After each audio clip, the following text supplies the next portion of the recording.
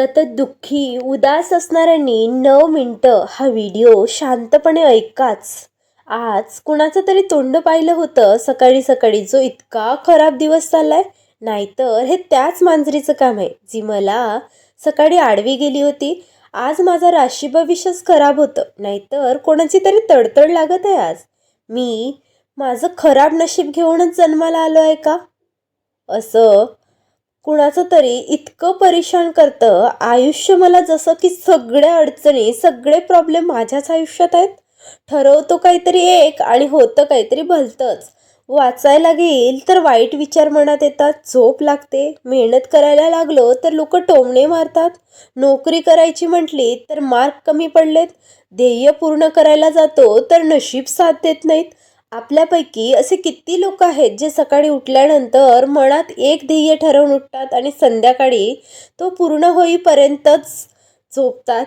खूप कमी लोक असतील असे ज्यांना संध्याकाळी ही ठरवलेली सगळी ध्येय पूर्ण करून झोपतात, आणि जास्तीत जास्त लोक असे असतात ज्यांचा दिवस हा तक्रारीसोबत संपतो, बहाण्यांसोबत संपतो. आपण सगळे माणसं आहोत.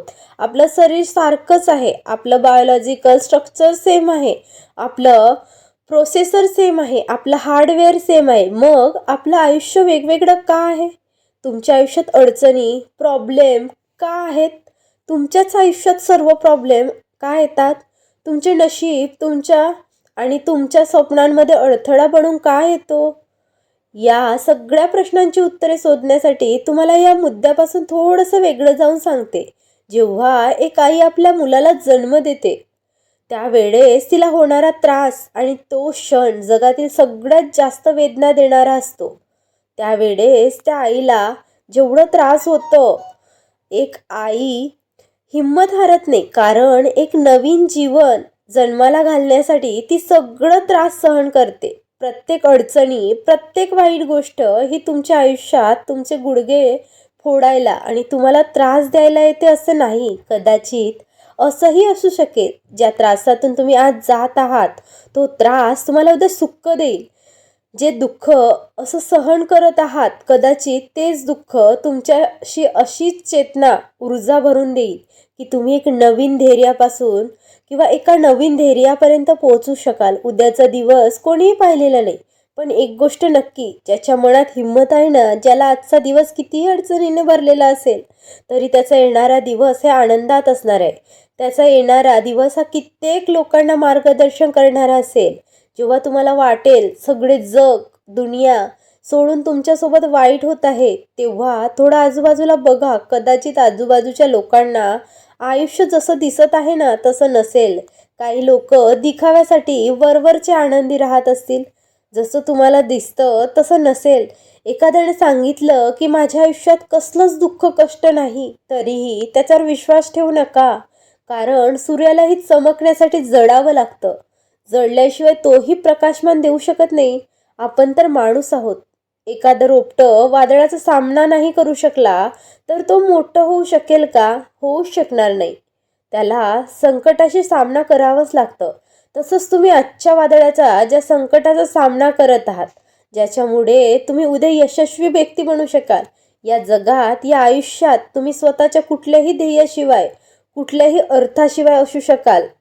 पण तुमच्या आयुष्यात जो काही वाईट काळ चालू आहे, ज्या अडचणी आहेत, त्या कुठल्याही अर्थाशिवाय आणि कुठल्याही धैर्याशिवाय असू शकत नाहीत. त्या असण्यामागचा काही ना काही अर्थ असणार आहे, त्याचं काही ना काही हेतू असणार आहे, कारण असणार आहे.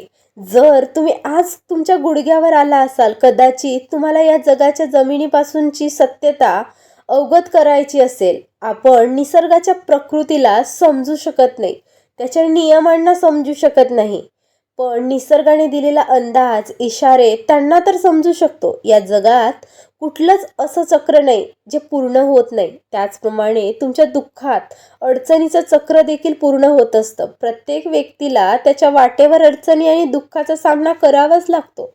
अपयश येतंच, प्रत्येकाला येतं. प्रत्येक व्यक्ती अपयशाला समोर जातोच. तुम्हाला असं वाटत असेल की इतरांच्या तुलनेत तुम्हाला जास्त दुःख, अडचणी मिळालेल्या आहेत, पण या दुःखाची, अडचणीची जी लेवल आहे, पातळी असते, ती सगळ्यांची एकसारखी असते. कदाचित तुम्ही मनाने मजबूत असाल, इमोशनली स्ट्रॉंग असाल, तुम्हाला दुःख जास्त वाटत असतील, पण ते तुम्ही सहन करू शकता. तसा तुमचा स्टॅमिना आहे.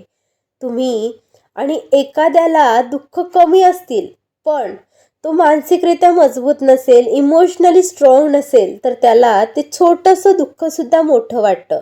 म्हणून स्वतःच्या दुःखाची मोजणी करू नका, ना दुसऱ्याच्या सुखाची मोजणी करू नका.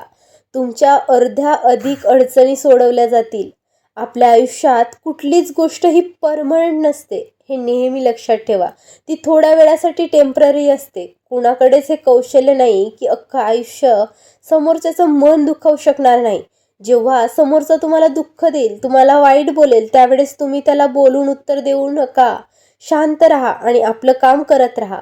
तुम्ही दुःख विकू शकत नाही आणि सुख खरेदी करू शकत नाही. तुम्ही फक्त आणि फक्त त्या वेळेचा सामना करू शकता, पण आपल्या दुःखाला मनामध्ये आणि सुखाला डोक्यामध्ये घेऊन बसलो नाही, तर आपण सुखामध्ये उंच उडणार नाही आणि दुःखामध्ये घाबरणार नाही, घसरणार नाही. तुम्ही तुमच्या सुखासाठी दुसऱ्यांवर अवलंबून राहिला तर दुसरी व्यक्ती येईल आणि त्याचं काम झाल्यावर तुमच्या आयुष्यातून ती व्यक्ती निघून जाईल. तुम्हाला दुःख देऊन जाईल ती व्यक्ती. आपल्या सुखासाठी दुसऱ्यांवर अवलंबून राहणं तुम्हाला दुःखच देऊन जातं. ही गोष्ट कायम लक्षात ठेवा. माणसाचं सुख हे त्याच्या अहंकाराची परीक्षा घेतो आणि माणसाचं दुःख हे त्याच्या हिमतीची परीक्षा घेत असते. आणि माणसाला महान होण्यासाठी या दोन्ही गोष्टींमध्ये, या दोन्ही परीक्षेमध्ये पास व्हावं लागतं.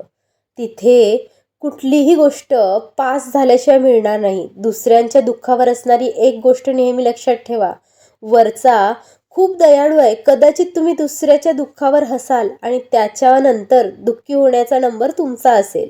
जी माणसं काय दुःखी राहतात त्यांना इतकंच सांगेल, तुम्ही आज तुमचं दुःख सांभाळू शकत नसाल, त्याला हँडल करू शकत नसाल, तर तुम्ही तुमचे यश आणि तुमचा आनंद, तुमचं सुख कसं हँडल करणार, त्याला कसं सांभाळू शकणार? जो व्यक्ती मोठ्यातलं मोठं दुःख पार करू शकतो, त्यातून सही सलामत बाहेर निघू शकतो, त्या दुःखाची तीव्रता सहन करू शकतो, तो व्यक्ती मोठा यश मिळाल्यानंतर त्या यशाचा आनंद जो असतो ना, तो शांतपणे उपभोगू शकतो. कुणाच्या वाईट बोलणार नाही, तुमचा दिवस खराब जाणार नाही. स्वतःला मेहनतीच्या कष्टाच्या आगीत तपवल्याने तुमचा दिवस चांगला जाणार आहे. म्हणून कारण देणं, तक्रारी करणं, बहाणे बनवणं, नशिबाला दोष देणं, या सगळ्या गोष्टी बाजूला सारा किंवा बंद करा. मेहनत घ्या, कष्ट करा आणि आपलं नशीब बदला.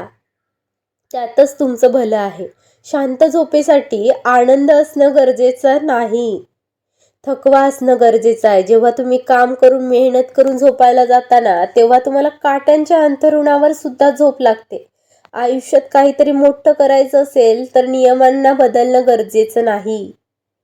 तुमच्या आतल्या सिस्टीमला बदलणं खूप गरजेचं आहे. त्यामुळे तुमच्या आतल्या सिस्टीमला बदला. व्हिडिओ आवडला असेल तर लाईक करा आणि शेअर करायला विसरू नका. नवीन असाल तर सबस्क्राईब करा. परत भेटू एका नवीन व्हिडिओमध्ये. धन्यवाद.